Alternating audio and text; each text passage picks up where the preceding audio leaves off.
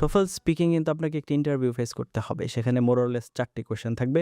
Gradually improve হবে। মানে কোয়েশ্চেনগুলো যত সামনে মার্জ হবে, ততই কিন্তু আপনার হচ্ছে কোয়েশ্চেনগুলো একটু ডিফিকাল্ট হবে এবং এক্সপ্লেনেটরি টাইপের দিকে চলে যাবে। তো এখানে যদি আপনাকে ভালো করতে হয়, তাহলে আপনাকে অবশ্যই ওয়েল প্রিপেয়ার্ড থাকতে হবে। Otherwise there is no option. TOEFL speaking fluency tips, tricks and examples, যেটা আমাদের হচ্ছে আলোচনার বিষয়। প্রথমত number 1, use the point, reason, example, result. এই ফর্মুলা ব্যবহার করেন। হ্যাঁ? যে কোনো টপিক আপনাকে যখন প্রশ্ন করা হবে, এই স্ট্র্যাটেজি ফলো করেন। প্রথমে point, give your main answer. Number 2, reason, explain why. Number 3, example, give a specific example.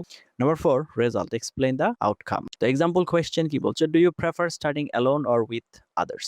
I prefer studying alone because it is better. I can concentrate, so I like studying alone. Okay, now too repetitive and underdeveloped. তো better কি? Better হচ্ছে I prefer studying alone because I can concentrate much better. For example, when I study by myself, I can choose a quiet place and focus entirely on difficult topics. As a result, I usually finish my assignments faster and remember the material more effectively. Why it improves fluency? You always know what comes next.